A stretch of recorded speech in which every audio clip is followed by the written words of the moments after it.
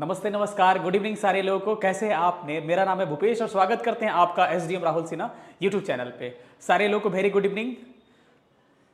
कैसे हैं आप लोग? बताइए सारे लोग अच्छे हैं ना? कोई दिक्कत, कोई परेशानी, तैयारी वगैरह में कोई समस्या नहीं चल रही है? गुड इवनिंग सारे लोगों को। आज लेट हो रहा है सर, कोई बात नहीं भाई, 5 मिनट तो चलता है, नहीं इतना भी क्या। बात यह है ना कि मैं देर करता नहीं, देर हो जाती है। सुने हो ना, तो बात यही होता है कि देर करते नहीं है लेकिन देर कभी कभी हो जाती है। ठीक है सारे लोगों को वेरी गुड इवनिंग। सब लोग अच्छे हैं ना? चलिए सेशन को हम लोग स्टार्ट करते हैं। देखिए कितना लॉजिकल चीज़ है।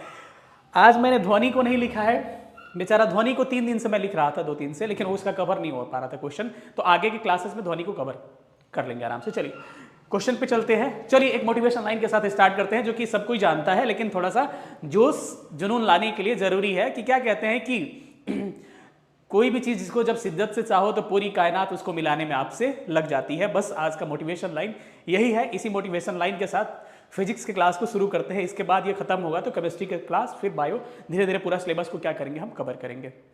ठीक है सारे लोग को वेरी गुड इवनिंग। सीनू यादव, कविता कुमारी, खुशबू, रंजना राजपूत, विकी बादशाह, क्या नाम है भाई? चलिए ठीक है, चलिए सेशन के स्टार्ट करते हैं ज़्यादा बात नहीं करते हुए। चलिए पहला क्वेश्चन आपको स्क्रीन पर दिख रहा होगा। आवाज़ वगैरह हर चीज़ क्लियर है? कोई दिक्कत, कोई परेशानी नहीं है ना? आवाज़ क्लियर है? चलिए क्या कह रहा है आज का पहला प्रश्न कि वर्षा की बूंद की गोलाकार आकृति का कारण क्या है। हम क्या करेंगे कि आपको एकदम प्रैक्टिकली हर चीज़ समझाएंगे और एकदम मज़ा आ जाएगा। जिसका बैकग्राउंड हो या ना हो, एकदम देहाती भाषा में हम लोग आसानी से समझेंगे। ठीक है, गुड इवनिंग सारे लोगों को। चलिए सेशन पे आते हैं, क्लास पे आते हैं और सवाल को डिस्कस करते हैं। सारे लोगों का जवाब आ रहा है कि वर्षा की बूंद गोलाकार, वर्षा की जो बूंद होती है वो देखना कि जमीन पे आने के साथ एक गोला टाइप का हो जाती है। वर्षा का बूंद का गोलाकार होने का कारण क्या है ये पूछ रहा है। ठीक है, थैंक यू सारे लोगों को। ठीक है चलिए, तो इसका कारण क्या होता है? सारे लोगों का सही जवाब आ रहा है। इसका कारण क्या होता है? इसका कारण पृष्ठ तनाव होता है। पृष्ठ तनाव के कारण ही कोई भी चीज, वर्षा की बूंदें क्या होती है? गोलाकार दिखती है। अब पृष्ठ तनाव यानी कि सरफेस टेंशन से जो भी सवाल आएंगे, हर चीज को हम आराम से देखते हैं और सबसे पहले समझते हैं कि आखिर में पृष्ठ तनाव होता क्या है। क्योंकि थ्योरी का क्लास नहीं है, फिर भी हम थ्योरी की तरह आपको समझाने का, पृष्ठ तनाव का कोशिश करेंगे कि पृष्ठ तनाव आखिर में होता क्या है। ठीक है, चलिए आते हैं पृष्ठ तनाव यानी कि सरफेस टेंशन। पृष्ठ तनाव, सरफेस टेंशन। ठीक है, आखिर में बात क्या है कि पृष्ठ तनाव, कई लोग कहेंगे सर इतना एक्सप्लेनेशन की जरूरत क्या है? मैं बता रहा हूं, रट के चले जाओगे यही प्रश्न बनेगा, लेकिन इस प्रश्न से 8-10 प्रश्न बनते हैं ना, वो गलती हो जाएगा आपसे। क्यों गलती हो जाएगा? जब तक इस चीजें आपकी क्लियर नहीं होंगी तब गलत हो जाएगा। कंसेप्ट क्लियर होगा ना तो कोई दिक्कत नहीं होगा। पृष्ठ तनाव होता क्या है? कई लोग पूरा परिभाषा दिए जा रहे हैं। भाई कोई परिभाषा की कोई आवश्यकता नहीं है। बेसिकली पृष्ठ तनाव होता क्या है मैं आपको बता रहा हूं। देखिए, वर्षा की बूंद जब गिरती है ना जमीन पे, वर्षा की बूंद जब जमीन पे गिरती है तो अपने आप को सिकुड़ के रखना चाहती है, अपने आप को सिकुड़ा के रखना चाहती है, यानी कि अपने आप में टेंशन पैदा करना चाहती है कि पूरा को एक जगह क्या करे, इकट्ठा कर ले, जिसके कारण उसमें एक तनाव पैदा होता है और क्षेत्रफल क्या होता है? कम घेरता है, एरिया कम घेरता है। इस प्रक्रिया को पृष्ठ तनाव कहते हैं। एक जनरल सा उदाहरण देके आपको समझा रहे हैं देहाती भाषा में कि पृष्ठ तनाव क्या होता है। आप ट्रेन में जाते होगे, वेटिंग वाला सीट हो, अगर ट्रेन में जाते होगे वेटिंग वाला सीट हो, ये जरूरी है समझना, तभी समझ में आएगा। आखिर में आपके साथ क्या होता है? 2-4 गो ऑलरेडी बैठा हुआ है और सीट वाला, जिसका अपना सीट है, वो आपको अजीब नजर से देख रहा है, आपको पूरा डर हो रहा है कि भाई कहीं उठा ना दे। क्या होता है? आप बैठोगे तो क्या होता है? पूरा अपने आप को सिकुड़ा के बैठते हो। क्यों सिकुड़ा के बैठते हो? क्योंकि आपका पृष्ठ तनाव, सिकुड़ा के बैठोगे तो आपका क्षेत्रफल क्या हो जाएगा? आपका क्षेत्रफल कम हो जाएगा। क्षेत्रफल कम होगा लेकिन सरफेस टेंशन या पृष्ठ तनाव क्या होगा? ज्यादा होगा। बताइए, शरीर को पूरा ऐसे करके बैठिएगा ऑटो में चाहे ट्रेन में कहीं पे भी, तो क्या होगा? आपके अंदर पूरा तनाव पैदा होगा, पूरा टेंशन में रहोगे। भाई बगल वाला दबाया है मेरे को। कहने का मतलब ये हुआ कि द्रवों में पृष्ठ तनाव की प्रकृति मुख्यतः पाई जाती है। क्या होता है कि जब द्रव अपना कम क्षेत्रफल घेरने के लिए अपने आप को सिकुड़ा के रखता है, तनाव में रखता है, तो उसको क्या बोलते हैं सर? हम पृष्ठ तनाव बोलते हैं। सबको क्लियर है ना? पृष्ठ तनाव सबको समझ में आ गया? सारे लोग को वीडियो शेयर करिए, अभी लोग ज्यादा लोग लाइव नहीं हो पाए। पृष्ठ तनाव किसे कहते हैं? कि जब द्रव अपने क्षेत्रफल को कम करने के लिए अपने को तनाव में ला देता है, तो उसको क्या बोलते हैं? पृष्ठ तनाव। जब भी पृष्ठ तनाव बोले ट्रेन याद कर लीजिएगा कि जब हमको क्या करेगा, क्षेत्रफल कम लगेगा, जगह कम रहेगा, तो हम ऐसे बैठेंगे, ऐसे बैठेंगे तो क्या होगा? मेरे अंदर पूरा तनाव रहेगा, लेकिन उससे क्या होगा? उससे क्षेत्रफल कम लगेगा, तो सामने वाले को उठाने की कोई गुंजाइश नहीं होगी, उठाएगा नहीं आपको, जिसका अपना सीट है। ये पृष्ठ तनाव होता है। एक बहुत ही अच्छा उदाहरण आपको देके मैं बता रहा हूं कि लड़कियों पे बात करते हैं, लड़का पे भी बात कर रहे हैं, कोई दिक्कत नहीं है। लड़कियों को मैक्सिमम आप देखते होंगे कि लड़की जब नहा के आती हैं, लड़कियां लोग, फीमेल की बात कर रहे हैं, पर्सनली कोई नहीं लीजिएगा, समझाने की बात कर रहा हूं कि लड़की जब नहा के आती है तो क्या होता है कि उनका बाल गीला रहता है। लड़कियों का बाल क्या होता है? नहा के आने पे सबका बाल गीला होता है, लड़कियों का गीला नहीं होता है। तो लड़कियां जब नहा के आती है तो उनका बाल गीला होता है, तो उस गीले बाल को सुखाने के लिए, अगर उनका बाल गीला रहेगा, बताइए, अगर उनका बाल गीला रहेगा यानी कि पानी है, और आपको पता है कि लिक्विड में क्या होता है? पृष्ठ तनाव होता है, यानी कि उनका बाल पूरा तनाव में रहेगा। तनाव के मतलब क्या होगा? पूरा सिकुड़ा के रहेगा, इतना सा दिखेगा, और जो लहलहाने वाली चीजें होती है वो लहलहाएगी नहीं, वो क्या होगी? लहराएगी नहीं। क्यों नहीं लहराएगी? क्योंकि वो क्या? पूरा तनाव में रहेगी, पूरा सटा हुआ रहेगा। क्यों? क्योंकि उसमें लिक्विड है, पृष्ठ तनाव बहुत ज्यादा है। तो देखना कि बाल लड़कियां आगे करके ऐसे टॉवेल से ऐसे ऐसे पटाक पटाक मारती हैं, आपने देखा होगा। तो उससे क्या होता है? उससे लिक्विड निकलता है। जब उसमें से लिक्विड कम हो जाएगा बालों में से, तो क्या होगा? उस समय पृष्ठ तनाव क्या होगा? पृष्ठ तनाव क्या होगा? कम होने लगेगा। पृष्ठ तनाव क्यों कम होगा? क्योंकि पानी की मात्रा घटेगी तो पृष्ठ तनाव कम होगा।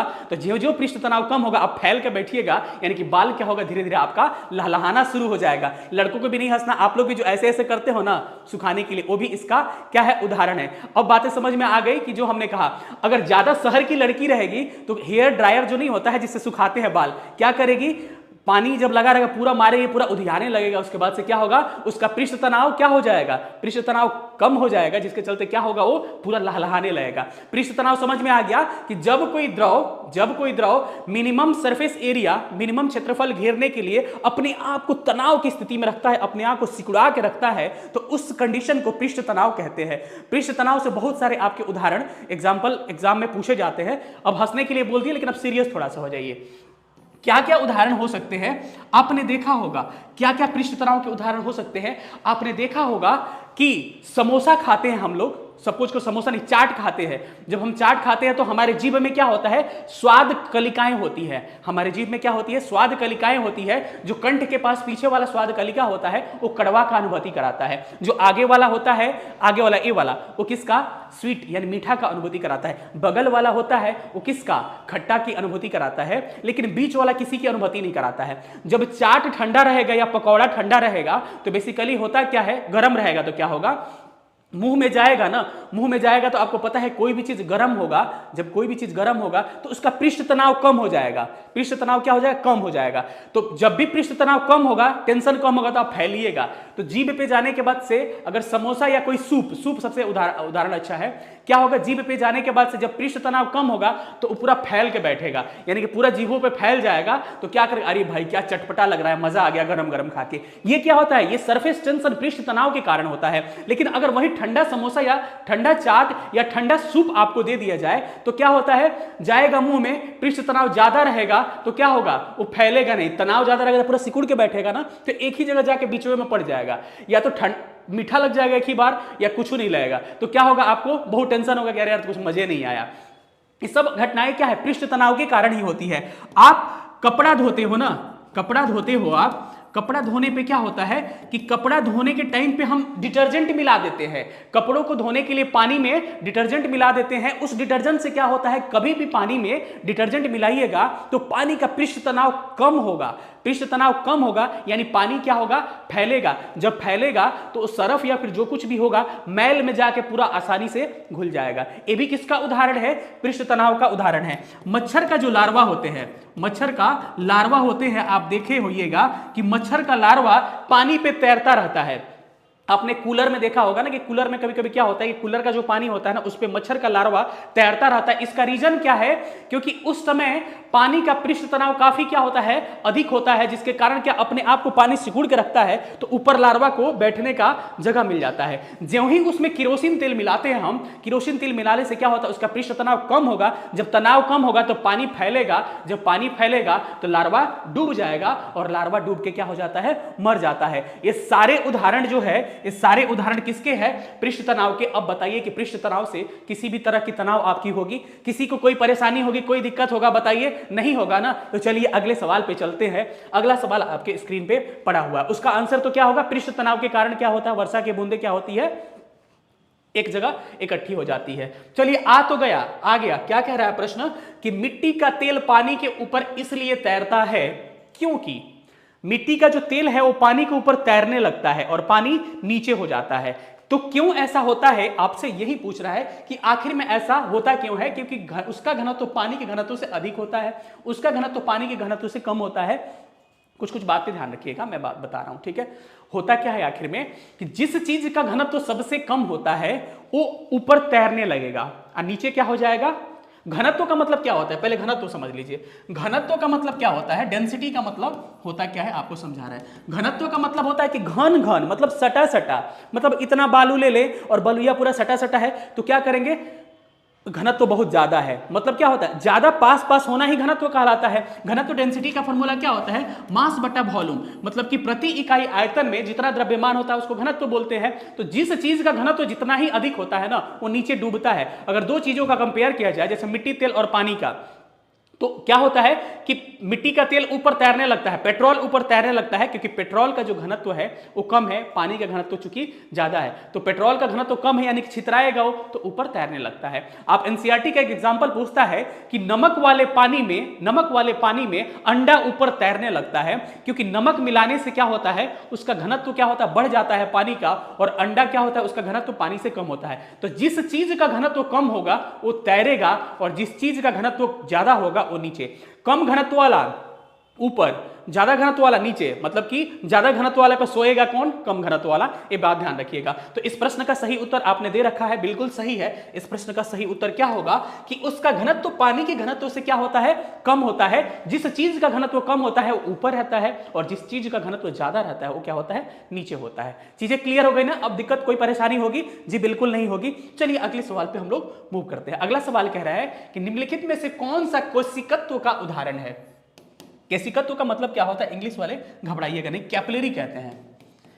कैपिलरी, केशिकत्व क्या होता है, कैपिलरी क्या होता है, इस बात को आपको जानना जरूरी है कि केशिकत्व आखिर में होता क्या है। कैसे पता चलेगा कि किसका घनत्व क्या है? सबका घनत्व याद करते हैं, जैसे सोना का 9.8 ऐसे करके सबका घनत्व याद किया जाता है, लेकिन नॉर्मल देखने से पता चल जाता है किसका घनत्व कितना होता है। अब थ्योरी क्लास में डिटेल बताएंगे, कितना डिटेल बताए।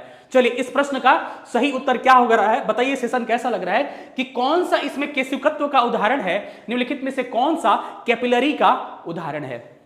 हमने कहा कि निम्नलिखित में से कौन सा केशिकत्व का उदाहरण है और कौन सा कैपिलरी का उदाहरण है। सबका जवाब सही आ रहा है, ऑप्शन ई क्या होगा, बिल्कुल सही होगा।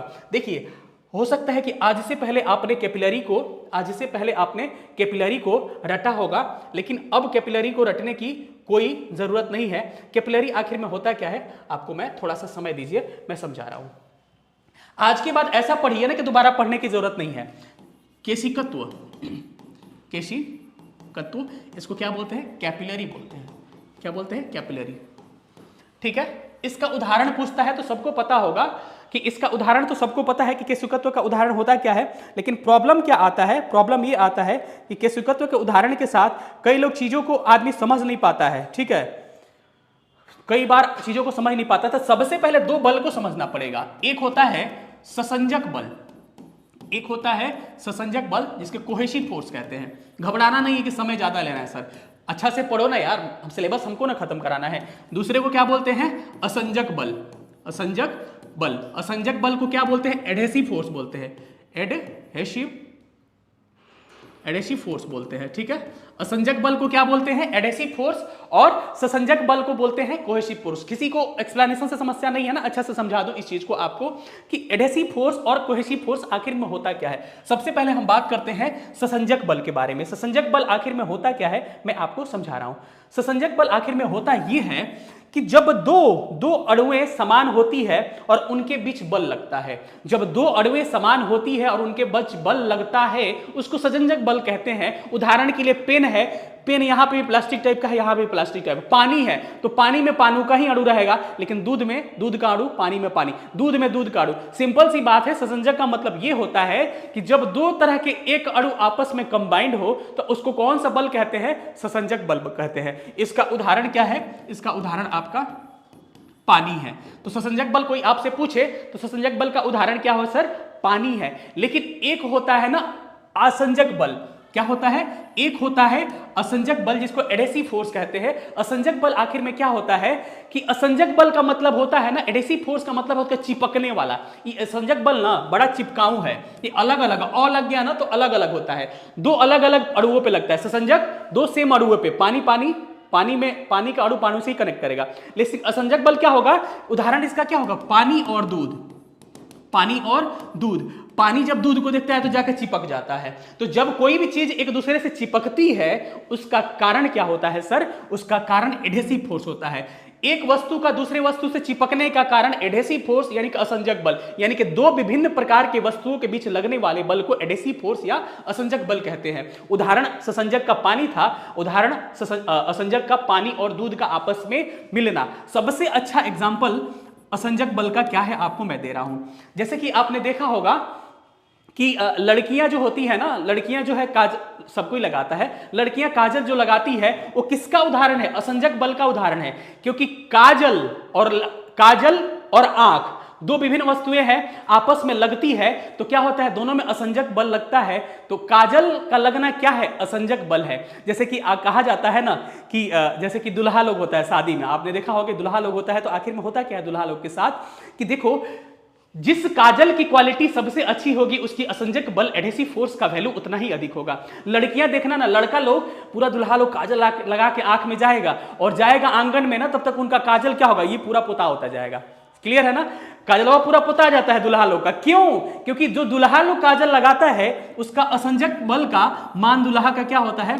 कम होता है, तो अच्छा से चिपक नहीं पाता है। और जिसका असंजक बल का वैल्यू लड़की जो लगाती है, जो दुल्हन रहेगी उस दुल्हा के साथ, वो ऐसा काजल लगाएगी लक्ष्मी टाइप का, तो क्या होगा? वो इतना ज्यादा असंजक बल रहेगा कि सुबह में खूब रोए धोएगी और फिर ससुराल जाएगी तब भी उसका टमाटम दिखता है क्या? उसका काजल। क्यों? क्योंकि लड़की के काजल का असंजक बल का वैल्यू अधिक होता है, क्योंकि क्वालिटी अच्छी है।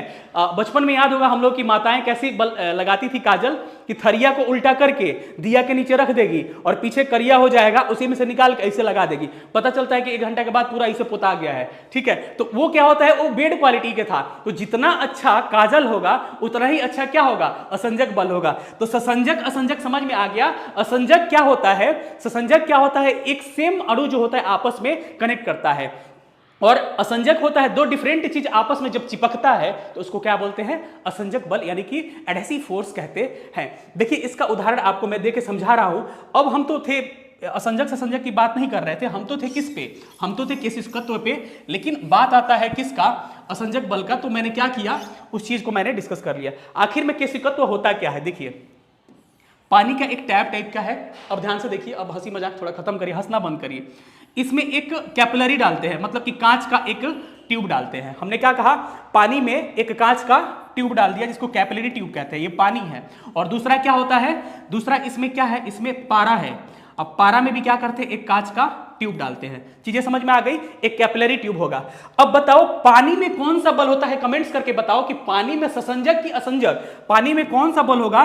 ससंजक बल होगा। जब ससंजक बल होगा तो पनिया क्या करेगा? ऐसे चढ़ेगा। किस पे चढ़ेगा? ट्यूबों पे। क्यों चढ़ेगा? क्यों चढ़ेगा? पानी में ससंजक बल होगा तो क्यों चढ़ेगा? ये देखो, ये क्या करेगा? ये चढ़ेगा, ऊपर चढ़ेगा, ये चढ़ेगा, ये चढ़ेगा, चढ़ रहा है ना? ये पूरा चढ़ते जाएगा, ये पूरा चढ़ते जाएगा।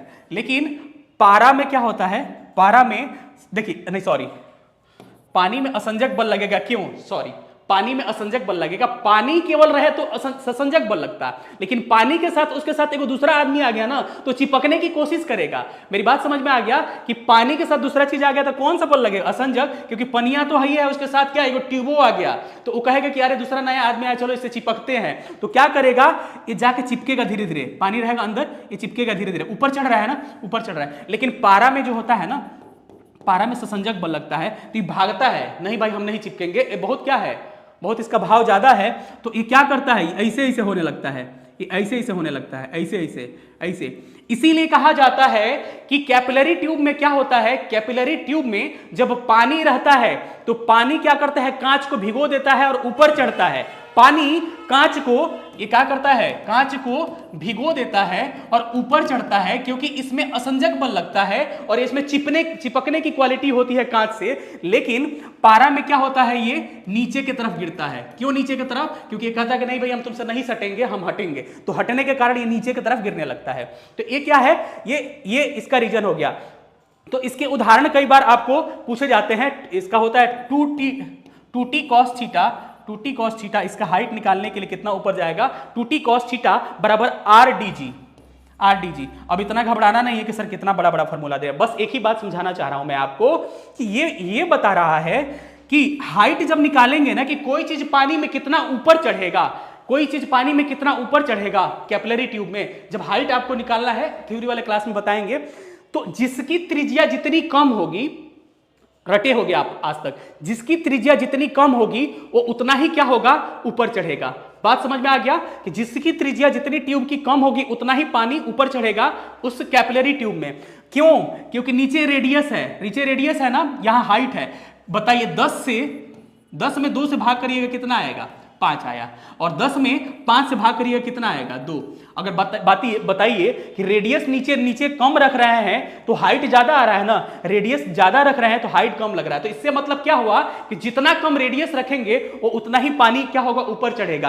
अब इसके जल्दी स्क्रीनशॉट लीजिए। अब इसके उदाहरण आपके पूछे जाते हैं कि कैपिलरी का उदाहरण क्या क्या होता है, मैं आपको बता रहा हूं। चलिए इसका लीजिए जल्दी स्क्रीनशॉट, उसके बाद से कैपिलरी का कुछ उदाहरण लिख रहा हूं, उसके बाद आपको चीजें क्लियर कर रहा हूं। चलिए कैपिलरी का उदाहरण लिख लीजिए, आपको एग्जाम में पूछे जाते हैं कि जैसे कि आपने देखा होगा, क्या देखा होगा, लालटेन या लैंप का जो बत्ती होता है उसमें केरोसिन तेल ऊपर जो चढ़ता है ना, पूछेगा कि केरोसिन तेल में ऊपर जब चढ़ेगा वो किस कारण होता है, केशिकत्व के कारण, क्योंकि उसका त्रिज्या कम होती है और ऊपर चढ़ने लगता है, वो लिक्विड की तरह बिहेव करता है। तो पहला उदाहरण क्या होगा, लालटेन, लिखते चलिए मेरे साथ, लालटेन या लैंप में तेल का ऊपर जाना, तेल का ऊपर जाना। कोई पूछे कि लालटेन या लैंप में तेल का ऊपर जाना किसका उदाहरण है, केशिकत्व का उदाहरण है। आपसे कोई पूछे ब्लॉटिंग पेपर, जो ब्लॉटिंग पेपर होता है स्याही वाला, ब्लॉटिंग पेपर में स्याही सोखना किसका उदाहरण है, केशिकत्व का उदाहरण है। आपसे कोई एक और उदाहरण पूछे, ब्लॉटिंग पेपर वाला तो हो गया, ब्लॉटिंग पेपर के अलावा एक और उदाहरण पूछता है आपको, स्याही वाला हो गया, ब्लॉटिंग पेपर, लालटेन वाला, हाँ, पेड़ में पानी का ऊपर जाना। आपसे कोई पूछे कि पेड़ में जो ऊपर पानी जाता है वो किसके कारण जाता है, केशिकत्व के कारण जाता है। कपड़ा पे जो फैलता है पानी वो भी केशिकत्व के कारण। किसानों द्वारा खेतों की जुताई, इसका आपको बता रहे हैं कि कैसे होता है। होता क्या है ना कि किसान का क्या होता है, किसान जब क्या करते हैं, जब बारिश होती है तो उसमें कैपिलरी बन जाता है। जब कैपिलरी बनेगा तो आपको पता है पानी ऊपर चढ़ेगा, जब पानी ऊपर चढ़ेगा तो पनिया सूख जाएगा। तो किसान क्या करते हैं, जब बारिश होता है ना कुछ दिन के बाद से किसान उसको जोत देते हैं। जोत देने के बाद से क्या होता है, उसका कैपिलरी टूट जाता है और पानी ऊपर नहीं आ पाता है, इसीलिए आर्द्रता बनी रहती है। ये सारे किसके उदाहरण है, ये सारे केशिकत्व के उदाहरण है। इस उदाहरण को स्क्रीनशॉट लीजिए। अब हम आते हैं सवाल पे, जल्दी उदाहरण स्क्रीनशॉट ले लीजिए इसका। चलिए आते हैं सवाल पे। आज का सवाल क्या था, सवाल आज का यही था क्या पूछा था अब बताइए कि आज के बाद दिक्कत कोई परेशानी, सेशन कैसा लग रहा है, अधिक से अधिक वीडियो को शेयर करिए। कह रहा है कि निम्नलिखित में से कौन सा केशिकत्व का उदाहरण है? स्याही का सोखना केशिकत्व का उदाहरण है। लालटेन एवं लैंप की बत्ती में तेल का चढ़ना किसका? केशिकत्व का उदाहरण है। सूखे कपड़े पर जल के बूंदों का फैलना किसका उदाहरण है? केशिकत्व का उदाहरण है। पौधे की जड़ों से जल के इसके पर्ण समूह की ओर बढ़ना किसका उदाहरण है? केशिकत्व का उदाहरण है। उपयुक्त में से एक से अधिक क्या होगा? इस प्रश्न का आंसर होगा। थंब करके बताइए कि सेशन आज का आपको कैसा लग रहा है। सेशन कैसा लग रहा है? सब कोई थंब करके जल्दी जल्दी बताइए। सबको मजा आ रहा है ना? सबको मजा आ रहा है? उम्मीद कर रहे हैं कि सबको मजा आ ही रहा होगा। क्लियर है ना? चलिए अब अगले सवाल पे मूव करते हैं। हवाई जहाज से यात्रा करते समय पेन से स्याही निकलने लगती है। जैसे कभी भी हवाई जहाज में चढ़िएगा तो भूल के भी पेन इसमें मत रखिएगा, नहीं तो पेन में बकोर देगा और सारा आपका ब्लेजर और सारा क्या टी शर्ट खराब हो जाएगा। ठीक है, तो कभी भी अगर प्लेन से जाइएगा ना तो क्या करिएगा, उसको पेनवा को निकाल कर रख दीजिएगा, नहीं तो पेंसिल उनसिल ले लीजिएगा काम चलाने के लिए। क्यों? क्योंकि पेने बकोर देगा आपको। बकोरना मतलब समझ रहे हो ना क्या होगा? इस प्रश्न का एक आपने रटा होगा, लेकिन इसमें प्रक्रिया क्या होती है आपको समझा रहे हैं। जैसे कि ऊपर जाइएगा ना, ऊपर जाने के बाद से क्या होता है सर? वायुमंडलीय दाब कम हो जाती है। प्रेशर क्या हो जाता है? जब ऊपर जाइएगा तो प्रेशर क्या होगा? हाइट के साथ प्रेशर क्या होता है? डिक्रीज करता है। तो ये पेन जाएगा तो बाहर का प्रेशर क्या होगा? बहुत कम हो जाएगा। लेकिन पेन के अंदर तो पेन बंद है तो उसके प्रेशर में कोई फर्क नहीं पड़ेगा, वो पहले जैसे क्या रहेगा उसमें प्रेशर रहेगा।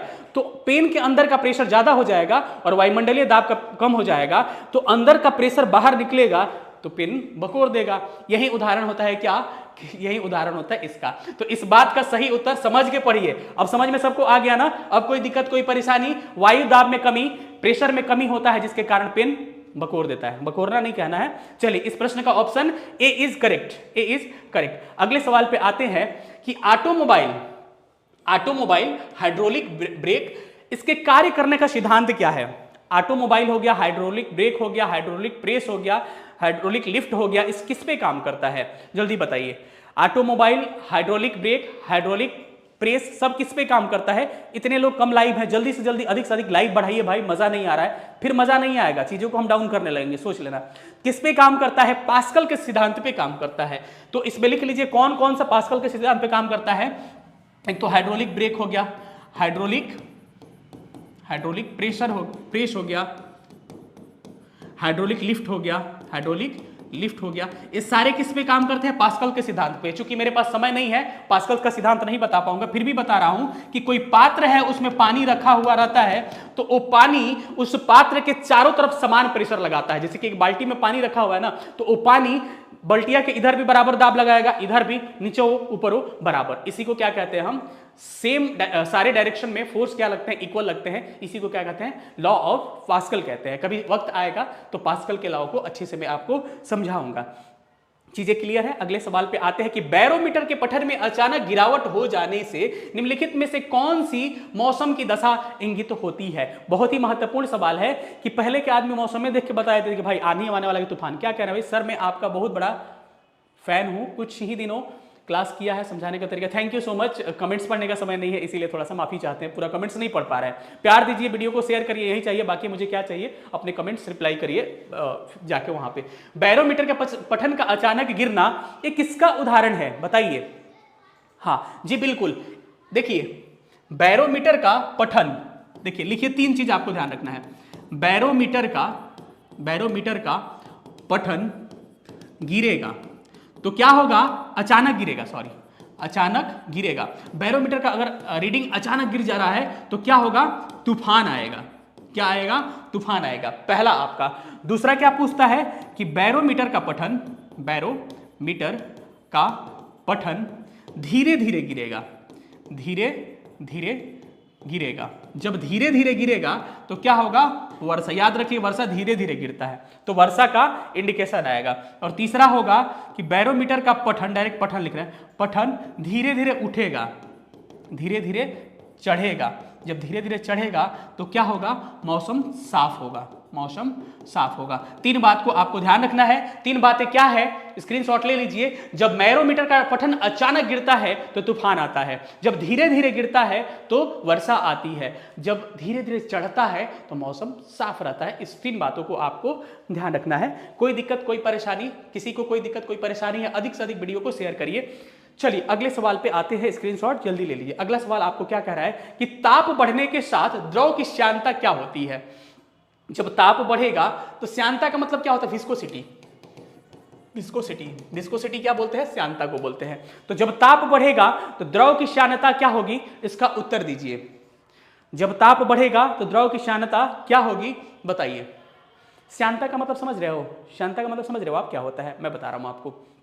जैसे कि लिक्विड के 2 परतों के बीच में, जैसे कि लिक्विड है ना, उसके परत, लिक्विड के परत होंगे ना, तो लिक्विड के परतों के बीच में क्या होता है, घर्षण होता है, और उस घर्षण का जो विरोध करता है उसको विस्कोसिटी कहते हैं। मतलब लिक्विड का परत ऐसा ऐसा होता रहता है, उसका विरोध करता है, उसको क्या बोलते हैं, विस्कोसिटी। तो जब भी क्या करते हैं, टेम्परेचर बढ़ाते हैं तो विस्कोसिटी क्या हो जाती है, घट जाती है। तो इस प्रश्न का बिल्कुल आपने सही जवाब दिया, ऑप्शन बी क्या होगा, करेक्ट आंसर आपका हो जाएगा।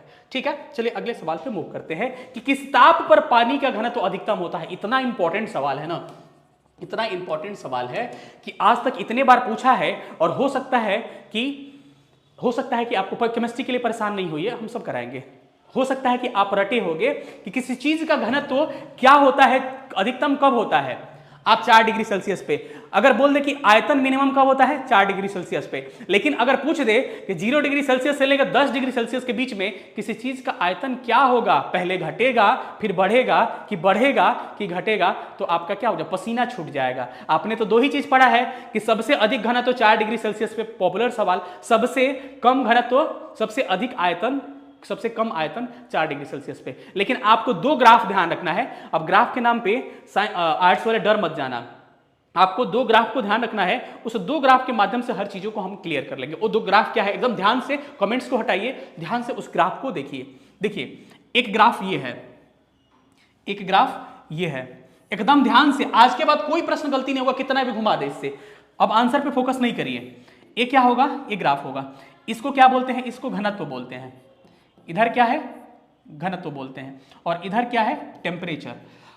अरे खड़ा वाला डंटी दिख रहा है, इस पे घनत्व को दिखाएंगे, और एक नीचे वाला डंटी दिख रहा है, उस पे टेम्परेचर को दिखाएंगे। चलिए टेम्परेचर को हम लिखते हैं यहाँ 0 डिग्री सेल्सियस, 1 2 3 4 5 6 7 8 9 10। समझ में आ रहा है ना, 10 तक ऐसे ही होगा। चलिए लिख ही देते हैं 7 8 9 10। टेम्परेचर समझ में आ रहा है। नीचे वाले ग्राफ एकदम ध्यान से देखिए, ये चीजें इतनी अच्छी है ना कि आज के बाद कुछ भी गलत नहीं होगा, बहुत ऑब्जर्वेशन के बाद लाया हूं। तो घनत्व का जो ग्राफ होता है ना सर, घनत्व ग्राफ ऐसे होता है, सॉरी यहाँ पे 4 पे सबसे ऊपर जाएगा। घनत्व ग्राफ ऐसे होता है, बस एक ही बात आपको ध्यान रखनी है एकदम ध्यान से। तो एक किसका ग्राफ है, घनत्व का। एक दूसरा ग्राफ होता है आयतन का, कि इस पे लिखते हैं आयतन और इस पे लिखते हैं टेम्परेचर। घबराना नहीं कि मुझे समझ में नहीं आएगा, सब समझ में आएगा। ये 0 डिग्री सेल्सियस, 1 2 3 4 5 6 7 8 9 10 डिग्री सेल्सियस। आयतन का क्या होता है, आयतन का ग्राफ ये होता है। सबको क्लियर है ना कि उल्टा टोपी, उल्टा टोपी किसका ग्राफ है, उल्टा टोपी आपका घनत्व का ग्राफ है, और सीधा ऐसे टोपी रहेगा, टोकरी क्या रहेगा, आयतन, और टोकरी को उलट देंगे क्या होगा, घनत्व। कैसे निकालेंगे, कैसे हम कहते हैं ना कि 4 डिग्री सेल्सियस पे सबसे अधिक घनत्व है। तो देखिए 4 डिग्री सेल्सियस टेम्परेचर, 4 यहीं पे है ना, इस 4 पे देखिए तो भाई इस 4 पे ग्राफ सबसे ऊंचा गया है ना, तो इसीलिए कहते हैं कि 4 डिग्री सेल्सियस पे घनत्व क्या होता है, सबसे अधिक होता है। इस 4 डिग्री सेल्सियस पे घनत्व सबसे अधिक होता है। अगर प्रश्न घुमा देता कि पहले घनत्व, अगर 0 डिग्री सेल्सियस से 10 डिग्री सेल्सियस टेम्परेचर लेके चल रहे हैं, तो घनत्व में क्या परिवर्तन होगा, बताइए क्या परिवर्तन होगा। घनत्व पहले बढ़ेगा, पहले घनत्व क्या होगा, ग्राफ क्या हो रहा है, उठ रहा है ना, पहले घनत्व बढ़ेगा, 4 डिग्री सेल्सियस पर मैक्सिमम होगा, और फिर घनत्व क्या होगा, घटेगा। समझ में आ गया। तो आपसे कोई पूछे कि मैक्सिमम घनत्व कितना पे होता है, तो 4 डिग्री सेल्सियस पे क्या होता है, मैक्सिमम घनत्व। अब आयतन वाला भी सवाल पूछा है, आयतन में ठीक उल्टा, आयतन का ग्राफ देखिए ना सर, आयतन का ग्राफ क्या हो रहा है, 4 डिग्री सेल्सियस पे ये ग्राफ एकदम नीचे चला जा रहा है, इस सट जा रहा है नीचे। तो इस बात को ध्यान रखना है कि किसी चीज का आयतन 4 डिग्री सेल्सियस पे मिनिमम होता है और घनत्व 4 डिग्री सेल्सियस पे अधिकतम होता है। अगर पूछे कि 0 डिग्री सेल्सियस से 0 से 10 डिग्री सेल्सियस जाना है तो आयतन में क्या परिवर्तन होगा, सेम सवाल अभी आएगा। तो आयतन पहले क्या होगा, घटेगा, फिर आयतन बढ़ेगा और मिनिमम आयतन 4 पे। इसका क्या होता है कि पहले आयतन बढ़े, पहले घनत्व तो बढ़ेगा, फिर 4 पे मैक्सिमम होगा, फिर घटेगा। अब बताइए कि मिनिमम किस पे होता है, मिनिमम 4 डिग्री सेल्सियस पे। आज के बाद कोई प्रश्न इससे गलती नहीं होगा, आगे बहुत सारे ऐसे प्रश्न आएंगे जो कि आप डील कर लीजिएगा, ठीक है। फिर बिल्कुल सही जवाब है। चलिए अब बताइए इस प्रश्न का सारे लोग जवाब दीजिए, इस प्रश्न का उत्तर क्या होगा, किस ताप पे पानी का घनत्व अधिकतम होता है सर, 4 डिग्री सेल्सियस पे घनत्व कब अधिकतम होगा, 4 पे घनत्व अधिकतम होगा और आयतन मिनिमम किस पे होगा, 4 पे होगा। इसी ग्राफ से आपको आगे एक प्रश्न और देखने को मिलेगा। चलिए आते हैं हम लोग अगले सवाल पे। एक सुई पानी में डूब जाती है जबकि लोहे से बना जहाज पानी पर तैरता रहता है, इसका कारण क्या है। एक सुई, आर्किमिडीज वाला सिद्धांत इसमें नहीं है, आर्किमिडीज से प्रिंसिपल किस पे लगता है, ध्यान रखिए। जब हम लोग तैरते हैं, जब हाथी तैरेगी, जब बड़ा जहाज जाएगा, जब बड़ी बड़ी वस्तुएं होती है वहां पे आर्किमिडीज प्रिंसिपल लगता है, लेकिन छोटी छोटी सुई इस सब के लिए हम घनत्व और पृष्ठ तनाव से ही काम चला लेते हैं, इस बात को ध्यान रखना है। तो इस प्रश्न का उत्तर क्या होगा जी, बिल्कुल सही जवाब दे रहे हैं कि सुई का अपेक्षिक घनत्व उसके द्वारा हटाए हुए पानी के अपेक्षिक घनत्व से अधिक होता है। जब कोई चीज अपने भार और घनत्व से अधिक पानी हटा दे वो तैरने लगेगा, कम पानी हटाए तो क्या होगा, डूब जाएगा। तो इस प्रश्न का सही उत्तर ऑप्शन डी इज करेक्ट। बादलों के वायुमंडल में तैरने का कारण क्या होता है, बादल जो वायुमंडल में तैरते हैं सर उसका कारण क्या होता है मुझे बताइए, उसका कारण क्या होता है मुझे बताइए। बादलों के वायुमंडल में तैरने का प्रमुख कारण क्या होता है, थोड़ा सा पानी पी ले, बताइए, कमेंट्स करके मुझे बताइए। चलिए बताइए कि वायुमंडल में बादलों के, सब लोग लाइक कर दीजिए वीडियो को, तैरने का कारण क्या होता है। चूंकि बादल का घनत्व क्या होता है, कम होता है। चूंकि घनत्व जिस वस्तु का जितना ही कम होगा वो इतना ही फांकर फापर रहेगा, उतना ही उड़ आएगा। तो बादलों का वायुमंडल में तैरने का प्रमुख कारण क्या होता है, प्रमुख कारण क्या होता है आपका पता है कि घनत्व होता है। चलिए अगले प्रश्न पे आते हैं। समुद्र के प्लवन करते समय आइसबर्ग कितना भाग समुद्र के सतह से ऊपर रहता है। कोई अगर बर्फ का टुकड़ा अगर तैरता है तो कितना भाग ऊपर रहता है सर, प्ले लिस्ट यार क्या लिखा है, चलिए कोई बात है, प्रैक्टिस सेट में नंबर का, मेरे घबराने की क्या बात है भाई, पढ़ते रहिए ना, रिवीजन करते रहिए, यही तो मार्क्स इंप्रूव करेगा। चलिए इस प्रश्न का सही उत्तर क्या होगा, इस प्रश्न का सही उत्तर 1/4 कौन कर रहा है भाई, इस प्रश्न का उत्तर 1/4 नहीं होगा, बताइए। इस प्रश्न का उत्तर 1/10 होगा, लेकिन यूपीपीसीएस मुझे पता नहीं क्यों 1/9 ले लिया था। यूपीपीसीएस में जब भाई सवाल पूछा गया था तो 1/9 लिया था, लेकिन आप लोग ध्यान रखिएगा मेरे ख्याल से 1/10 ही लेगा, 1/10 ही भाग क्या होता है ऊपर होता है, लेकिन यूपीपीसीएस ने क्या ले लिया था 1/9, 1/10 ही आप लोग ध्यान रखिएगा, ठीक है। आयोग का भी कोई ठीक नहीं है। समुद्र में नदी की अपेक्षा तैरना आसान होता है क्योंकि, समुद्र में नदी के तुलना तैरना आसान होता है, क्यों आसान होता है बताइए, क्यों आसान होता है। समुद्री जल हल्का होता है, समुद्र नमकीन होता है, समुद्री जल गहरा होता है, समुद्री जल भारी होता है। क्या उत्तर होगा, सी कर रहे हो, हाँ बिल्कुल सही उत्तर आ रहा है, अनुराग आर्या है ये सही आंसर कर रहे हैं। क्या होता है कारण पहले समझ लीजिए। कारण क्या होता है कि जब किसी भी जो पानी होता है ना, ये पानी और समुद्र का पानी, देखो नदी के पानी में नमक कम होता है, इसमें क्या होगा, नमक कम होगा और इसमें नमक ज्यादा होगा। किसी भी लिक्विड में जब अशुद्धि या नमक मिलाते हैं तो उसका घनत्व क्या हो जाता है, बढ़ जाता है। अब बताइए किसी भी चीज में नमक मिलाइएगा घनत्व बढ़ जाएगा, क्योंकि समुद्र का पानी में नमक ज्यादा होता है नदी के पानी की अपेक्षा, इसीलिए क्या होता है कि वो क्या होता है, घनत्व अधिक। जब घनत्व अधिक होगा तो मतलब घन घन होगा ना, बात समझ रहे हो, घनत्व अधिक का मतलब घन घन, कहने का मतलब ना कि एक ऐसा छड़ है उसमें आपको फेंक दें, हो सकता है आप नीचे गिर जाओ, लेकिन एकदम सटा हुआ छड़ है, क्योंकि घनत्व तो इसका ज्यादा है, इसमें फेंके तो आप नहीं डूबोगे, इसीलिए इसमें तैरना ज्यादा आसान होता है, क्योंकि समुद्र के पानी का घनत्व अधिक होता है। एक कारण यही होता है कि जब नदी से समुद्र में कोई जहाज आती है तो ऊपर की तरफ उड़ जाती है। सवाल पूछता है कि नदी से समुद्र में जहाज आने पर ऊपर की तरफ क्यों उड़ जाती है, क्योंकि नदी के पानी का घनत्व कम होता है समुद्र की अपेक्षा, तो क्या होगा, घनत्व ज्यादा होने के कारण ऊपर उठ जाता है। ये बात ध्यान रखिए। इस प्रश्न का सही उत्तर होगा कि समुद्र का जल क्या होता है, नमकीन होता है, इसीलिए ये क्या हो जाती है, इसका सही उत्तर हो जाएगा। चलिए, वह ताप बिंदु जिस पे ठोस, द्रव और गैसीय अवस्थाएं पाई जाती है। वो ताप बिंदु जिस पे ठोस, द्रव और गैसीय अवस्था पाई जाती है, उस ताप बिंदु को क्या कहते हैं हम? ट्रिपल पॉइंट सबको पता हो क्या बोलते हैं? त्रिक बिंदु। सब कोई गलत जवाब कर रहा है। मतलब आप तीन अवस्था देखते हो ना, एक होता है ठोस, एक होता है द्रव, एक होता है गैस। ठोस, द्रव, गैस, तीन अवस्थाएं होती है। इसकी अलग अलग टेम्परेचर पे अलग अलग चीजें होती है, लेकिन ये इंजीनियरिंग का एक कंसेप्ट है कि एक ट्रिपल पॉइंट होता है। क्या होता है? Triple point. उस ट्रिपल पॉइंट पे क्या होता है कि पदार्थ की तीनों अवस्थाएं पाई जाती है। जैसे कि मानो कि एक डब्बा हो गया, उसमें गोल गोल क्या हो गया, गोल गोल ठोस भी दिखाई देंगे, इसमें द्रव भी और वाष्प भी निकलेगा। ये कैसे आखिर में हो पाता है, कुछ मैं आपको समझा रहा हूं। आखिर में होता ऐसे है कि ट्रिपल पॉइंट के लिए प्रेशर को ऊपर नीचे करके हम ऐसा कंडीशन ला देते हैं कि क्या होता है, ठोस, द्रव और गैस तीनों अवस्थाएं पाई जाती है। तो इसका सही उत्तर क्या होगा? इसका सही उत्तर होगा त्रिक बिंदु, अर्थात ट्रिपल पॉइंट के कारण क्या होता है कि ये तीनों अवस्थाएं ट्रिपल पॉइंट पे पाई जाती है। क्लियर है ना? ऑप्शन डी क्या होगा इसका सही? संवहन द्वारा ऊष्मा का स्थानांतरण होता है।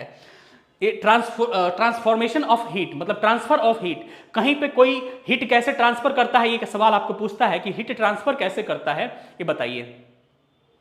हीट ट्रांसफर कैसे करता है ये बताइए। ठीक है, सौम्या कुमारी जी ज्योग्राफी का प्लेलिस्ट के लिए क्या करिएगा, चैनल पे जाइएगा, वहां पे कहेगा व्यू चैनल, व्यू चैनल पे क्लिक करिएगा तो उसमें आएगा लाइव प्लेलिस्ट, तो प्लेलिस्ट क्लिक करिएगा तो उसमें राहुल सर हम लोग सब हैं, उसमें वही फोटो दिख रहा होगा, ज्योग्राफी का प्लेलिस्ट है, उस पर लिखा होगा ज्योग्राफी प्लेलिस्ट। ठीक है, तो उस पर क्लिक करिएगा, सारा चीज मिल जाएगा।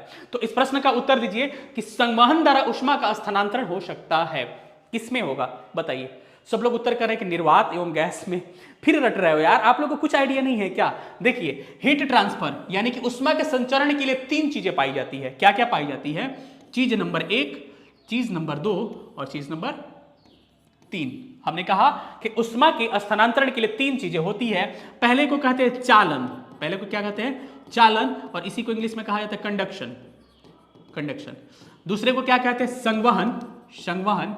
उसके बाद बोलते हैं कन्वेक्शन। ठीक है, और तीसरे को कहते हैं क्या? विकिरण। विकिरण को क्या कहा जाता है? Radiation, radiation. इंग्लिश वाले परेशान नहीं होइएगा, इंग्लिश भी लिखते चल रहा हूं। तो तीन प्रोसेस होती है हीट ट्रांसफर का। एक को बोलते हैं चालन, कंडक्शन, दूसरे को संवहन, कन्वेक्शन, और तीसरे को बोलते हैं रेडिएशन। तीनों का उदाहरण ध्यान रखिएगा, बहुत इंपॉर्टेंट है भाई और बहुत कंफ्यूज करता है। तीनों का उदाहरण ध्यान रखिए, आप इस पे फोकस करिए, कमेंट्स छोड़ दीजिए। कंडक्शन का मतलब क्या होता है, मैं आपको उदाहरण दे रहा हूं। कलछुल आपने देखा है? कलछुल जिससे सब्जी आप चलाते हो, तो कलछुल या लोहा, लोहा का रॉड, कलछुल को आप कढ़ाई में डाल देते हो तो क्या होता है, कुछ समय के बाद आप छूते हो ना, तो यहां हिट होता है, पूरा ऐसे हटा देते हो। क्यों? ये तो हिट यहां पे है, यहां कैसे आ गया? तो देखिए, मुख्यतः ठोसों में, ठोस सॉलिड में आपसे पूछा जाएगा कि ठोस पदार्थों में ऊष्मा का संचरण किस माध्यम से होता है। आपसे पूछा जाएगा कि ठोस पदार्थों में ऊष्मा का संचरण किसके द्वारा होता है। आंसर क्या होगा बताइए? इसका आंसर आप लोग क्या करिएगा? आंसर करिएगा कि किसके द्वारा होता है? कंडक्शन के द्वारा, चालन के द्वारा। एक और सवाल पूछता है कि इसके कण ट्रांसफर नहीं होते। अब बताइए कि यहां वाला ऐसा थोड़ा है कि कलछुल का गोल वाला, कलछुल वाला एक गोल वाला जो भाग है, ये दो होगा ना, गोल वाला भाग, तो इसको डुबाए रहते हो, ऐसा थोड़ा उठ के यहां पे आ जाता है। नहीं, ये बात ध्यान रखना है कि कंडक्शन में या फिर कहे तो चालन में उसके पदार्थ के कण ट्रांसफर नहीं होते हैं, वो एक दूसरे से हिट होके गर्म होते हैं। बात समझ में आया कि कलछुल है तो यहां वाला हिट होगा, यहां वाला, यहां वाला, यहां वाला, लास्ट में आपका हाथ हिट हो जाएगा। तो ये पूछता है कि कण क्या होते हैं इसके? कण स्थानांतरित, स्थानांतरित नहीं होते हैं। ये बात बहुत इंपॉर्टेंट सवाल है। तो कोई पूछे ठोसों में किसके द्वारा हीट का ट्रांसफर होता है, क्या कहोगे आप? चालन या कंडक्शन के द्वारा। लेकिन कोई पूछे कि द्रव और गैस में, द्रव और गैस में हीट का ट्रांसफर कैसे होता है, तो अब ध्यान रखिए संवहन और कन्वेक्शन द्वारा। उदाहरण संवहन का देख लीजिए, यहां पे उदाहरण ले लीजिए लोहा का रॉड का। ठीक है, और यहां क्या होगा, ऊपर एक पतीला रख लो या केतली रख लो, ऊपर एक पतीला रख लो, पतीला में पानी, और नीचे से क्या करो, हिट लगाओ। बात समझ में आ रहा है ना? तो नीचे पतीला लिख दो, केतली या पतीला, केतली लिखो ना, केतली। तो नीचे से हिट लगाओगे तो संवहन में आखिर में क्या होता है कि उसके कण ट्रांसफर होते हैं। क्या होगा कि जो नीचे का कण है ना, नीचे का पानी गर्म होके ऊपर चला जाएगा, फिर ऊपर वाला ठंडा हुआ पानी आ जाएगा इसके जगह पर, फिर ये गर्म होगा, फिर ऊपर चला जाएगा। तो इसके जो कण होते हैं वो ट्रांसफर होते हैं किस में? संवहन में। तो आपसे पूछेगा कि द्रव और गैस कैसे गर्म होते हैं, हीट ट्रांसफर कैसे होती है? आंसर क्या होगा? संवहन के द्वारा। किसके द्वारा? कन्वेक्शन के द्वारा। और कैसे? उसके कणों के स्थानांतरण के द्वारा। लेकिन इसमें कणों का स्थानांतरण नहीं हो रहा था, याद रखना। जो वायुमंडल गर्म होता है ना, वायुमंडल, ये भी किस पे होता है? संवहनीय धाराएं चलती है, ऊपर का वायु गर्म, फिर ऊपर भागेगा हल्का होके, फिर नीचे वाला गर्म। तो पूछे कि वायुमंडल का गर्म होना, कन्वेक्शन। केतली का पानी का गर्म होना, कन्वेक्शन। चाय का बनना, कन्वेक्शन। आपसे कोई पूछे कि रॉड का गर्म होना ठोस में, क्या होगा? चालन, कंडक्शन। और एक लास्ट में रेडिएशन होता है। रेडिएशन का सबसे अच्छा उदाहरण है सूर्य। यहां पे सूर्य भगवान है यहां पे, और क्या होता है यहां पे हम है, या फिर तो रेडिएशन के लिए क्या चाहिए ना, कोई माध्यम की जरूरत ही नहीं पड़ती है। अब यह मत समझिए कि सूर्य का प्रकाश आता है तो पूरा गरम गरम करते हवा को आता है तब हमको गरम करता है, नहीं, वो जहां पे पड़ेगा बिना माध्यम के डायरेक्ट उसको हिट कर देता है। तो आपसे सवाल पूछा जाएगा कि किसमें किसी माध्यम की आवश्यकता ही नहीं पड़ती है, क्या होगा? रेडिएशन में। क्या आपने देखा लोहा का रड सॉलिड में, कंडक्शन। उसके बाद से आप कोई पूछे द्रव और गैसों में पानी का गर्म होना किसके द्वारा? संवहन, कन्वेक्शन। आपसे कोई पूछे कि सोलर हीट का ट्रांसफर होना किसके द्वारा? रेडिएशन के द्वारा। समझ में सबको आ गया? चलिए इस प्रश्न का अब बताइए कि कोई दिक्कत होगा क्या? प्रश्न पूछा है कि संवहन द्वारा ऊष्मा का स्थानांतरण किसमें होता है सर? किसमें होता है? द्रव और गैसों में क्या होता है? संवहन के द्वारा ऊष्मा का ट्रांसफर होता है। बताइए आज के बाद गलती होगा, बताइए थम करके सेशन कैसा लग रहा है, जल्दी बताइए कि सेशन कैसा लग रहा है। स्क्रीनशॉट लीजिए, अगले सवाल पे मूव करते हैं। चलिए अगले सवाल कि भाप से अधिक जलता है अपेक्षाकृत उबलते पानी से। कह रहा है कि भाप से जलन अधिक होती है अपेक्षाकृत उबलते पानी से, आखिर में ऐसा क्यों होता है? आखिर में ऐसा क्यों होता है कि भाप से जलन ज्यादा होता है लेकिन उबलते पानी से जलन कम होती है? उदाहरण में आपको दे रहा हूं कि पानी गर्म है, उसमें उंगली लगा के चेक करते हो ना कभी कभी, अरे भाई गर्म है कि नहीं। ये क्या होगा? पानी से जलना। ये क्या हो गया? पानी से जलना। और एक क्या होता है? एक आपका होता है एक होता है आपका कि रोटी फूला हुआ है। चलिए बहुत बढ़िया उदाहरण, रोटी फूला हुआ है, कभी देखना कि उसको पचकाते टाइम पे उंगलियां घुस जाता है उसमें। समझ में आ गया ना? रोटी फूला हुआ है और उसमें उंगलियां घुस जाता है, तो अब देखना स्थिति उंगली का क्या होने वाला है। एक और उदाहरण कि चावल बन रहा है, पतीला में चावल बन रहा है, उसका ऊपर वाला लेयर उसको ऊपर हटा के उसमें हाथ लगा चेक करते कभी हथवे चला गया, और उस भाप से इतना जलन होगा ना ये आप सोच भी नहीं सकते हैं। क्यों होता है ऐसा जलन? आपको बता रहे हैं जलन क्यों होता है। मैं आपको बता रहा हूं कि आपको कहा जाता है कि द्रवों से जलन की अपेक्षा भाप से जलन ज्यादा होती है। किसके कारण होती है? एक कारण होती है गुप्त ऊष्मा के कारण। गुप्त ऊष्मा के कारण, गुप्त ऊष्मा या इसको कहते हैं लेटेंट हीट के कारण। लेटेंट हीट क्या होता है? थोड़ा सा मैं आपको बता रहा हूं। लेटेंट हीट क्या होता है? किसी भी वस्तु के अवस्था को चेंज करने के लिए एक ऊष्मा चाहिए। किसी भी वस्तु के अवस्था को चेंज करने के लिए एक ऊष्मा चाहिए। सपोज करिए कि ठोस से द्रव में बदलना है, द्रव से गैस में बदलना है, तो क्या कुछ ऊष्मा चाहिए कि नहीं चाहिए? बिना ऊष्मा का चीजें नहीं बदलती है। तो एक होता है ठोस से द्रव में बदलना, एक होता है ठोस से द्रव में, इसको द्रवण की गुप्त ऊष्मा बोलते हैं, द्रवण की गुप्त ऊष्मा। और एक होता है कि द्रव से गैस में बदलना, इसको बोलते हैं वाष्पन की गुप्त ऊष्मा, वाष्पन की गुप्त ऊष्मा। इसको शॉर्ट में थोड़ा सा कराते हैं, वाष्पन की गुप्त ऊष्मा।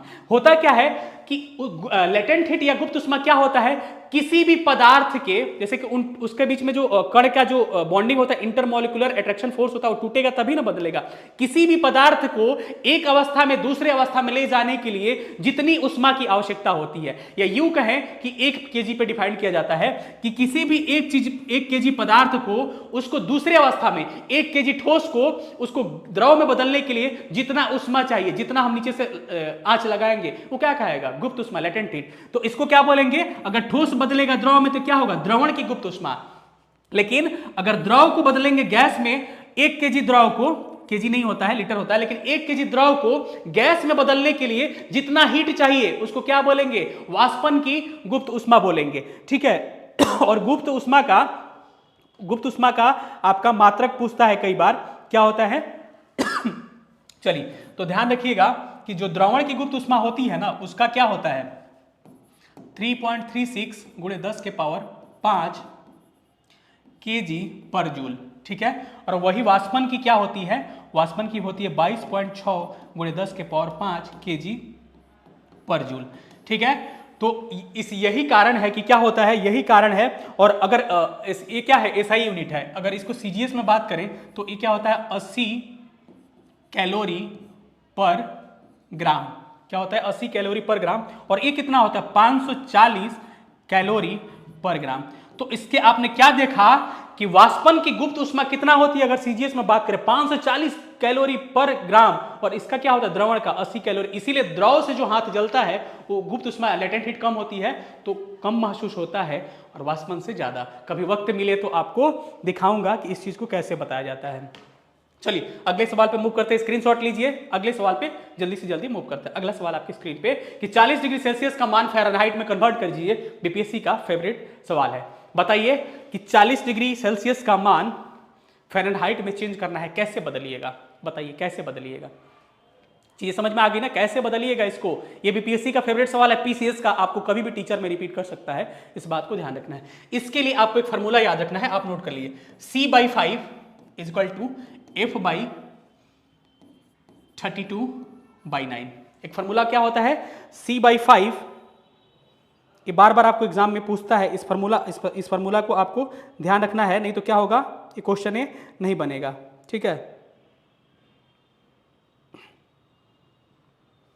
तो इसी से क्या करना है, इसको आपको इसी से बन जाएगा आपका। कैसे बनाइएगा इसको? चलिए बताइए। C/5, C क्या होता है? C सेल्सियस, कितना डिग्री सेल्सियस का है 40/5 बराबर F-32 बट्टा सॉरी किसी ने बताया भी नहीं यार, गलती हो रहा था, फॉर्मूला किसी ने बताया भी नहीं। क्या होता है C/5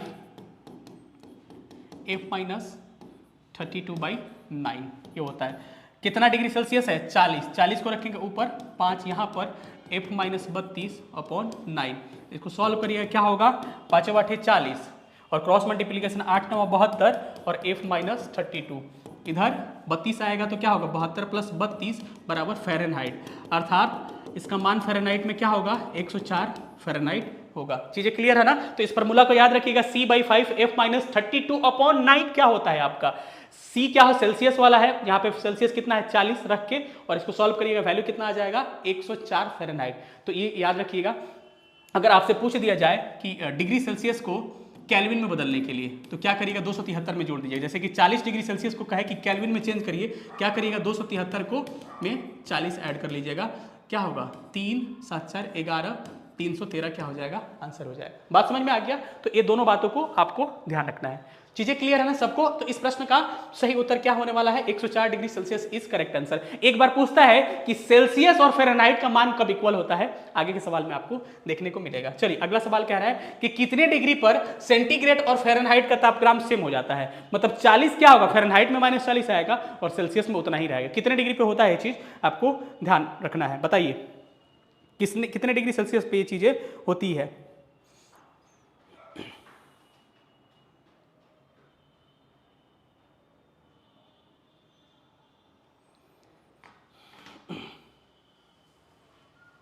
चलिए बताइए जी, बिल्कुल सही। -40 डिग्री सेल्सियस पे क्या होता है फ़ारेनहाइट और सेल्सियस का मान क्या होता है इक्वल होता है। अगले सवाल पे हम लोग मूव करते हैं। अगला सवाल क्या कह रहा है कि सेल्सियस स्केल पे मानव शरीर का टेम्परेचर जो होता है कितना होता है, ये आपको कई बार एग्जाम में देखने को मिला है। बताइए इस प्रश्न का उत्तर क्या होगा?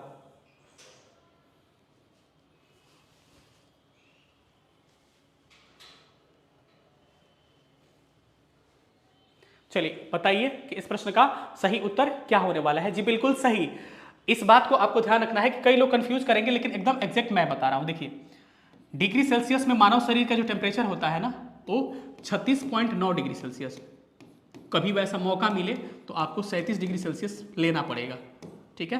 फ़ारेनहाइट में मानव शरीर का टेम्परेचर जो होता है 98.6 फ़ारेनहाइट होता है। इस बात को आपको ध्यान रखना है। तो क्या हो जाएगा 36.9 क्या होगा, ऑप्शन सी क्या होगा इसका करेक्ट उत्तर हो जाएगा। चलिए थर्मोस्टेट का प्रयोजन क्या है, थर्मोस्टेट क्यों यूज करते हैं, ये आपसे पूछा है कि थर्मोस्टेट का प्रयोग हम क्यों करते हैं। बताइए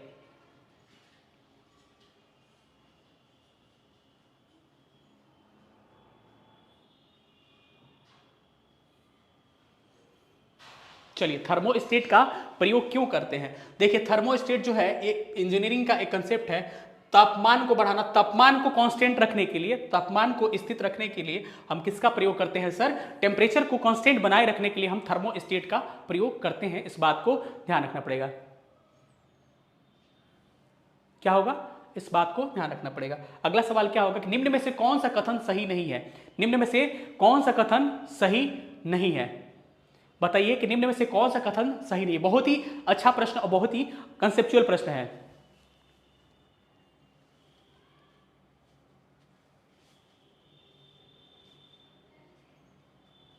चलिए बताइए कि इसका सही उत्तर क्या होगा। आपको एक बात ध्यान रखना है, दो चीज होता है, एक रेफ्रिजरेटर होता है जो कि क्या कहते हैं, जिसमें खाना वाना रखते हो, फ्रिज, सिंपल सी बात। एक होता है फ्रिज, रेफ्रिजरेटर, और दूसरा क्या होता है? एसी। फ्रिज और एसी, आपको इस बात को ध्यान रखना है। इस कंसेप्ट को पहले देख लीजिए ध्यान से, आज के बाद से दिक्कत नहीं होगा। फ्रिज में क्या होता है ना, फ्रिज में तापमान और हवा, तापमान और हवा को नियंत्रित किया जाता है। क्या आप, मैंने कहा कि फ्रिज रेफ्रिजरेशन में तापमान और हवा को नियंत्रित किया जाता है, लेकिन एसी में तापमान, हवा और आर्द्रता तीनों को नियंत्रित किया जाता है। एक बात ध्यान रखिएगा कि रेफ्रिजरेशन में आर्द्रता का नियंत्रण नहीं होता है। तो अब पढ़िए तो इसका सही उत्तर क्या होने वाला है, पढ़िए। कह रहा है कि एयर कंडीशन और एयर कूलर दोनों तापमान को नियंत्रित करते हैं, बिल्कुल सही है। एयर कंडीशन और एयर कूलर दोनों आर्द्रता को, जी नहीं सर, दोनों आर्द्रता को नियंत्रित नहीं करते हैं, बस एसी आर्द्रता को नियंत्रित करता है। एयर कंडीशन और आर्द्रता को नियंत्रित करता है, परंतु एयर कूलर आर्द्रता को नियंत्रित नहीं करता है, बिल्कुल सही है। दोनों वायु की गति को नियंत्रित करते हैं, ये भी सही है। यानी कि सही उत्तर क्या होगा? ऑप्शन बी गलत है कि जो रेफ्रिजरेशन होता है वो क्या आर्द्रता को नियंत्रित नहीं करता है। Option B is correct. चलिए अगले सवाल पे आते हैं। जब पानी में साधारण नमक मिलाया जाता है, जब पानी में हम साधारण नमक मिलाते हैं तो क्या होता है? पानी में साधारण नमक मिलाने से क्या होता है? इस प्रश्न का उत्तर दीजिए अब। पानी में साधारण नमक मिलाने से क्या होता है? ये बहुत ही इंपॉर्टेंट सवाल है और बार बार पूछता है।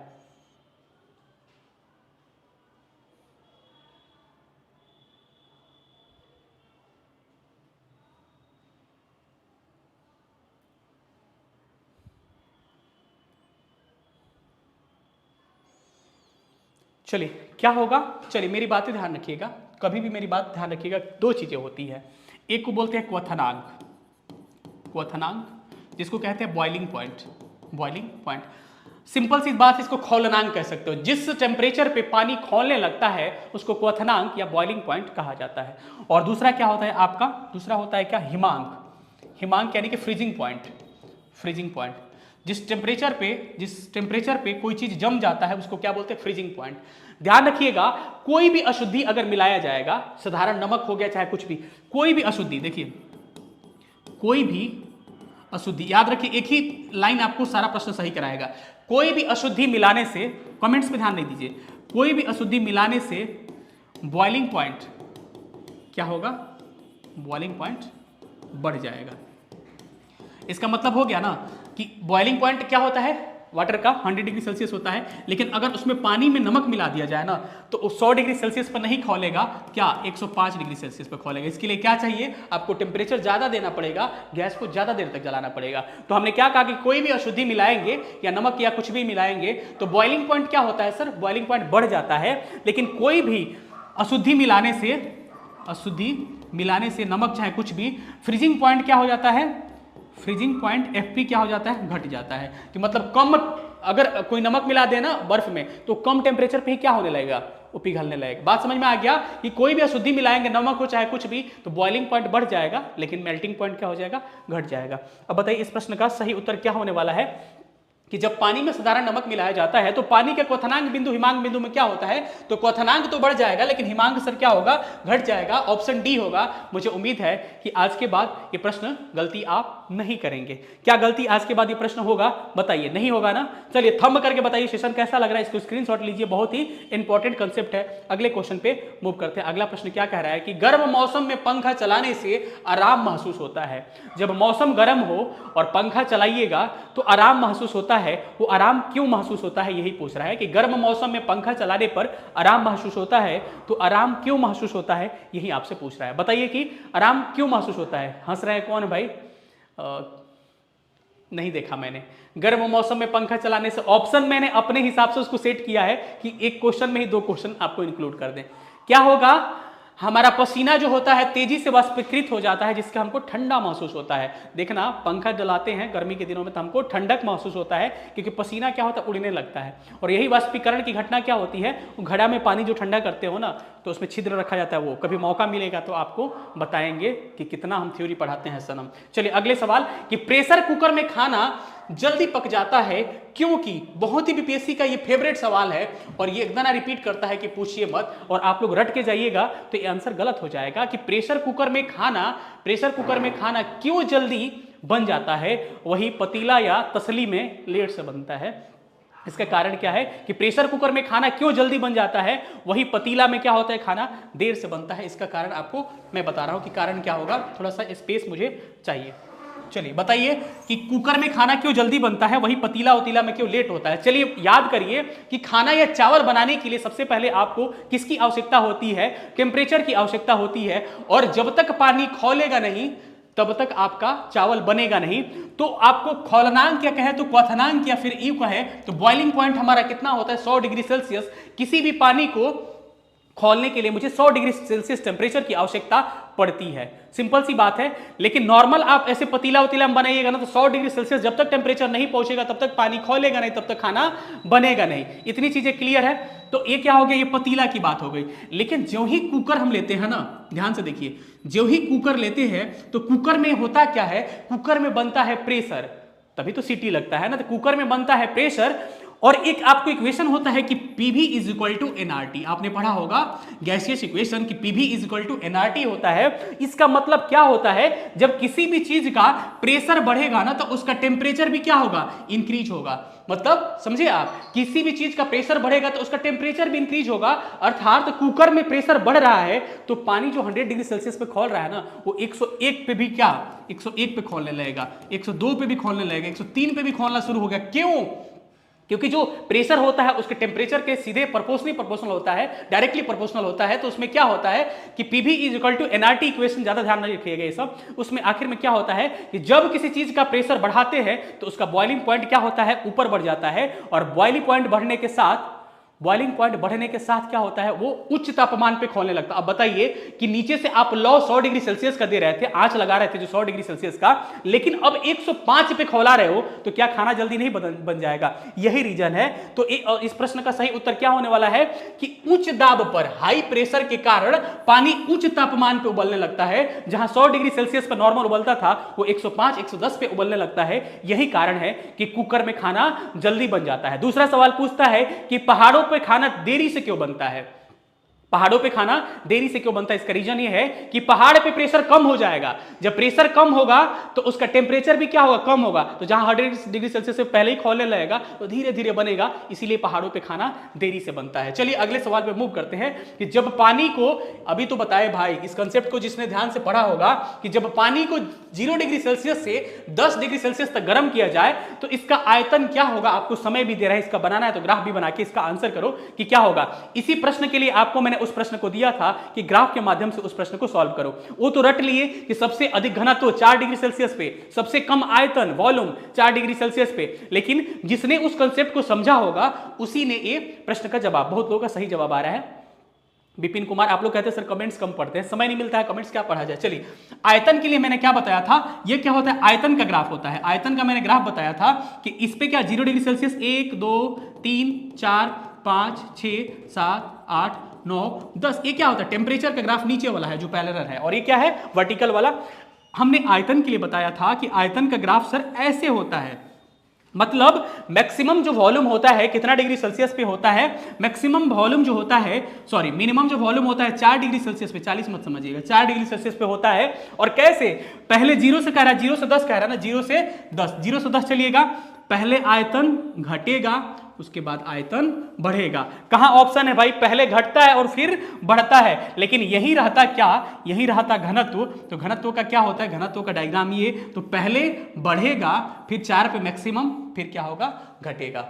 समझ में आ गया ना? आज के बाद ये कंसेप्ट गलती नहीं होना चाहिए, इसको बोलते हैं कंसेप्ट, और कंसेप्ट को समझोगे तभी बना पाओगे। चलिए अगले क्वेश्चन पे मूव करते हैं। अगला प्रश्न देखिए कि क्या है, पानी से भरी डाट लगी बोतल जमने पे टूट जाती है, इसका कारण क्या है? जैसे कि पानी जो होता है ना बोतल का, वो बर्फ बन जाता है जब तो टूट जाता है, इसका कारण क्या है?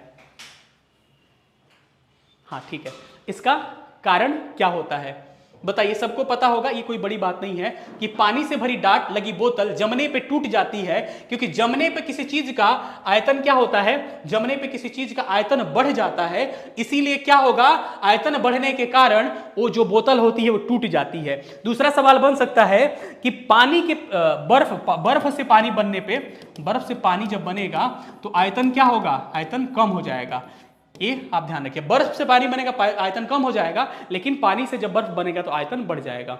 ठीक है, ये चीज आपको ध्यान रखना पड़ेगा। चलिए अगले सवाल पे मूव करते हैं। अगला सवाल क्या है, जलयुक्त गिलास में तैरता हुआ बर्फ का टुकड़ा पिघलता है तो पानी का स्तर क्या होगा? ये तो पॉपुलर सवाल है, इसमें क्या मार के निकलना है, बताइए क्या होगा? सबको पता होगा इस प्रश्न का उत्तर क्या होगा कि कोई जलयुक्त गिलास है, उसमें बर्फ का टुकड़ा तैर रहा है, अगर बर्फ का टुकड़ा पिघल जाएगा तो उसका आयतन में क्या होगा, वही का वही रहेगा, क्योंकि वो जितना वॉल्यूम लिया था ना बर्फ का टुकड़ा, जितना वॉल्यूम लिया था तो नीचवा का अपना हटाया था पानी, उस पानी को हटाया है तो वो जो गलेगा तो अपना जो जगह घेर कर रखा था उसी में वो आ जाएगा, तो इसीलिए क्या होता है, उसका आयतन में कोई परिवर्तन नहीं होगा, उसका वॉल्यूम वही का वही रहेगा। साफ मेघ रहित रातों की तुलना में मेघ आच्छादित रातें अपेक्षाकृत गर्म होती है। कह रहा है कि जब बादल लगता है, साफ मौसम होता है, तो उस समय आपको गर्मी का कम महसूस होता है।